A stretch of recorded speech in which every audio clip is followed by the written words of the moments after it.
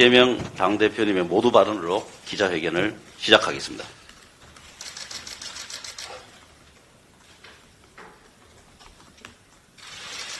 존경하는 국민 여러분, 우리 한반도는 해양 세력과 대륙 세력이 충돌하는 지역입니다. 이를 기회로 활용할 때 우리는 흥했고, 강대국 사이에 휘둘릴 때 우리는 위기였습니다. 그래서 한반도의 외교는 더 정교해야 합니다. 주권국가로서 제1의 외교 원칙은 바로 국익이어야 합니다. 한반도의 평화를 지키고 국민들의 안전과 안녕, 그리고 나아가 번영을 도모해야 합니다.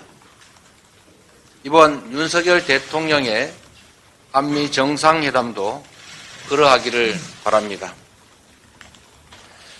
대통령과 외교당국의 어깨에 큰 짐이 놓여 있습니다. 최근 벌어지는 외교 사태에 대한 우리 국민들의 우려가 매우 큽니다. 윤석열 대통령은 지난 19일 로이터 통신과의 인터뷰에서 우크라이나에 대한 군사 지원, 무기 지원 가능성을 공개적으로 언급했습니다. 우리 국민과 국제사회에 천명했던 살상 무기 제공 불가 원칙을 아무 배경 설명도 없이 저버린 것입니다. 대통령의 발언은 한국과 러시아 관계에 경랑을 몰아오고 있습니다. 크렘린궁은 전쟁 개입이라며 강하게 반발했고, 러시아 최고위 인사는 북한에 대한 최신 무기 공급까지 언급했습니다. 만약에 실제 우크라이나에 대한 무기 지원이 이루어진다면 그 파장과 충격은 상상을 초월할 것입니다. 당장 러시아에는 현대자동차, 삼성전자, LG전자, 롯데와 같은 500여 개, 150여 개의 우리 기업이 진출해 있습니다. 현지 자산 규모만도 7조 6천억 원에 달한다고 합니다. 우크라이나에 대한 무기 지원은 우리 기업들에게 사실상 폐업 선고가 될 수도 있습니다. 그에 더해서 무기 지원은 북러시아의 군사적 밀착을 자극해서 결과적으로 한반도의 위기를 한층 고조시키고 우리의 안보를 위협할 것입니다. 사실상 한국과 러시아의 관계가 1990년 수교 이전의 상태로 되돌아가게 됩니다. 무엇보다 세계 유일의 분단 국가로서 분쟁 지역에 살상 무기를 제공하는 것은 자가당착이기도 합니다. 전쟁 지역에 살인을 수출하는 국가가 무슨 염치로 국제사회에 우리 한반도의 평화를 요청할 수 있겠습니까? 윤석열 대통령은 무기 지원 발언의 진위를 국민께 직접 소상히 설명드리고 사과하실 것을 충원드립니다. 그리고 잘못된 발언을 철회하시기 바랍니다. 대통령이 중국의 반발을 부를 것이 뻔한 대만 해협 문제를 직접적으로 거론한 것도 납득하기 어려운 자충수입니다. 윤석열 정권 출범 이후에 한중 관계는 이미 악화일로입니다. 최대 흑자국이었던 중국이 최대 적자국으로 전환됐습니다. 그 반면에 북중 간의 협력은 더욱 확대되는 중입니다. 많은 전문가들이 양국 관계가 수교 이후에 최악의 위기를 맞았다고 진단하고 있습니다. 이런 상황에서 대만 문제를 직설적으로 정면으로 거론하는 것은 양국 관계 악화에 기름을 붓는 것입니다.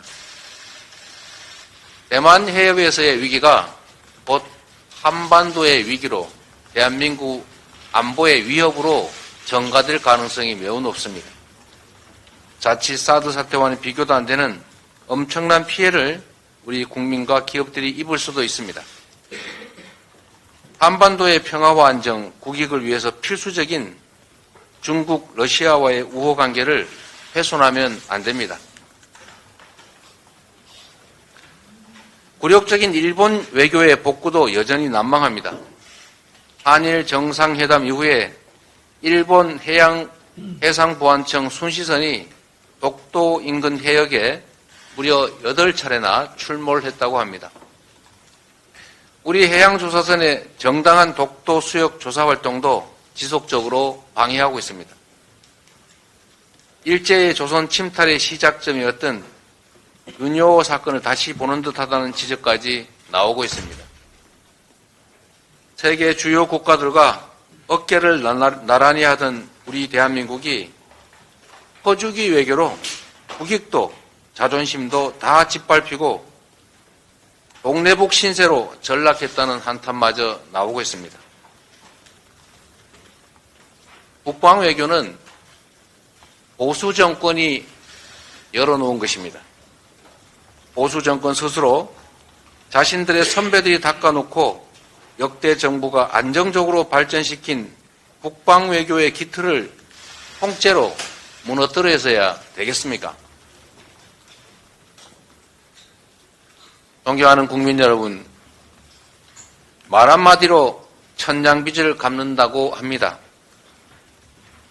외교에서야 오죽하겠습니까? 진영 대결의 장기말을 자처하면서 나라와 국민을 벼랑으로 모는 우를 더 이상 범해서는 안 됩니다. 거듭되는 외교 안보 참사를 막기 위해서 초당적 범국가적 역량을 하나로 모을 때입니다. 우리 민주당은 외교 당국이 소기의 성과를 얻을 수 있도록 당의 총력을 기울여 적극 협력하겠습니다. 대통령께서도 오는 한미 정상회담에서 우리 국익을 위한 성숙한 외교전에 나서 주시기를 바라면서 반드시 관철시켜야 할 다음에 6가지 사안들을 당부드리고자 합니다. 첫째는 반드시 해야 될 3가지입니다. 미국의 도청 파문에 대한 우리의 문제의식을 분명하게 피력하고 사과와 재발 방지 대책에 대한 미국 측 의사를 확인해야 합니다. IRA와 반도체 지원법을 한미 정상회담의 의제로 삼아서 우리 기업이 더 이상 피해보지 않도록 동등한 대우를 받을 수 있도록 해결책을 만들어야 합니다. 그리고 어떤 형태, 어떤 방식으로든 분쟁 지역에 살상 무기를 지원하지 않겠다는 원칙을 표명하고 또 관철해야 합니다. 다음으로 해서는 안 될 일 3가지를 말씀드리려고 합니다. 외교는 소리 없는 전쟁입니다. 유의해야 할 것이 많지만 다음의 사안들은 꼭 염두에 두시기를 부탁드립니다. 한미 정상회담에서 우크라이나 무기 지원에 대한 어떤 방식의 합의도 해서는 안 됩니다. 대만 문제에 대한 한국의 굴개입 원칙을 관철하고 공동성명 논의 대상에서 제외해야 합니다. 더 이상의 퍼주기 국익 훼손 외교를 하지 마십시오. 국격 저하, 국익 훼손, 국민 불안을 이야기하는 대통령발 외교 참사를 우리 국민은 더 이상 용납하지 않을 것입니다. 우리 민주당은 국민의 생명과 안전, 국익을 위협하는 모든 말과 행위를 막아내는 방파제가 되겠습니다. 분쟁 지역에 무기를 지원하는 문제에 대해서 국민의 대표인 국회의 동의를 받도록 관련법의 제정 개정을 적극 검토하겠습니다. 존경하는 국민 여러분, 윤석열 정권이 이제 곧 출범 1주년을 맞습니다. 축하보다는 보원을 앞세울 수밖에 없는 현실이 참으로 안타깝습니다. 외교 안보의 실책은 돌이킬 수 없는 국가적 재앙을 야기하게 됩니다. 그래서 외교 안보에는 여야가 따로 있을 수 없습니다.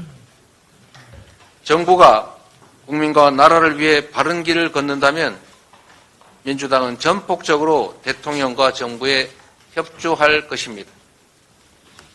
대통령과 외교당국은 부디 5천만 국민의 생사를 짊어지고 있다는 책임감을 가지고 국익에 기초한 유능한 실용 외교에 전념해 주십시오.